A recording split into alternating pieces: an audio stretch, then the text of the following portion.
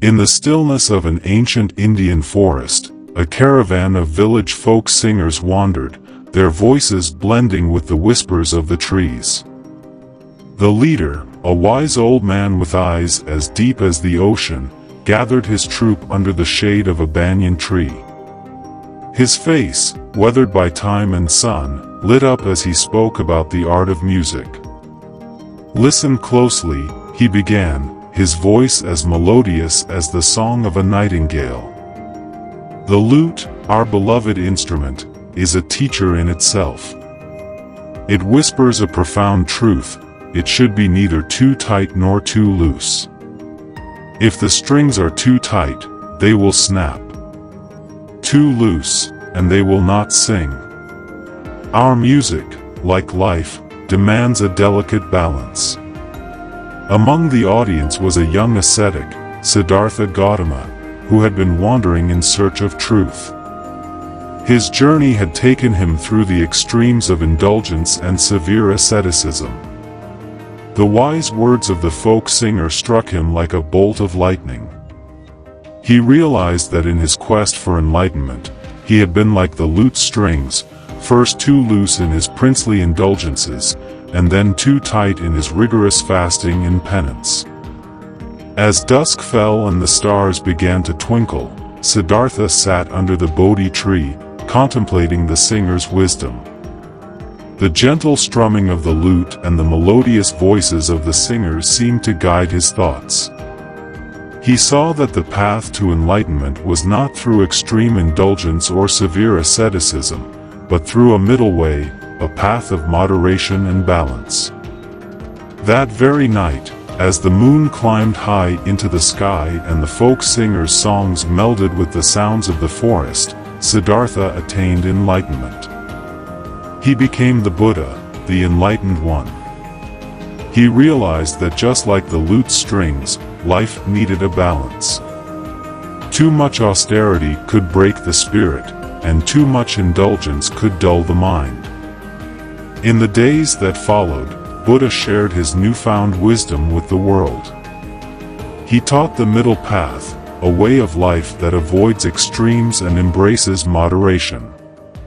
His teachings, like the music of the lute, resonated with people far and wide, offering a harmonious melody to guide their lives.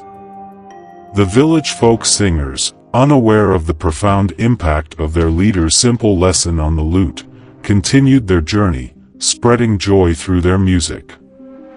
But in the heart of Buddha, the memory of their song and the wisdom of the lute lived on, a testament to the profound truth that often, the greatest lessons in life come from the simplest of moments. As the Buddha began to impart his teachings, the story of the village folk singers and their leader's wisdom about the lute became a cornerstone of his lessons. It was a simple yet profound allegory, resonating deeply with those on a spiritual quest.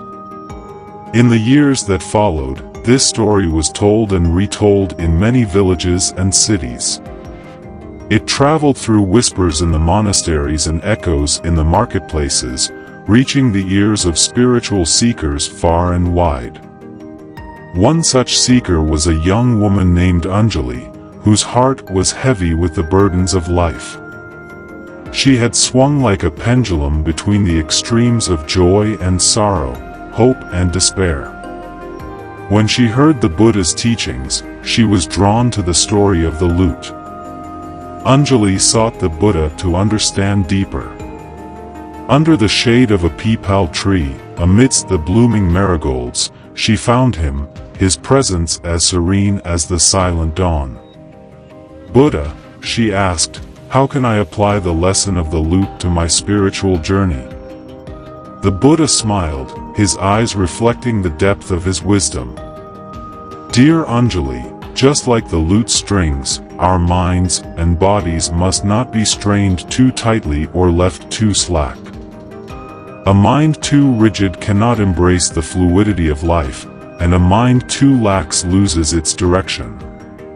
In your quest for spiritual growth, seek balance. Nurture your body with kindness and your mind with discipline. Let your spirit soar, but keep it grounded in the reality of the present moment. Anjali listened, her heart soaking in every word. She realized that her spiritual journey required harmony, a dance between effort and ease, discipline and compassion.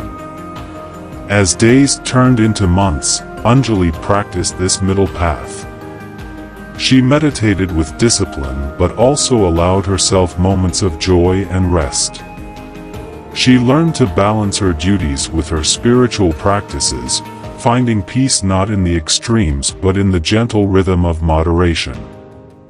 Years later, Anjali became a teacher herself, sharing the wisdom of the Buddha and the story of the lute.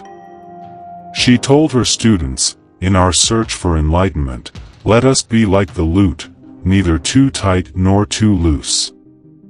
Let us find the music in the silence between extremes, for it is there that our spirits truly sing."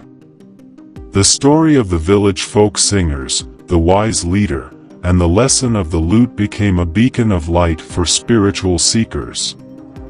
It was a reminder that the journey to enlightenment is not found in the extremes, but in the beautiful balance of the middle path. Through this balance, each seeker could find their own melody, their unique song in the grand symphony of life.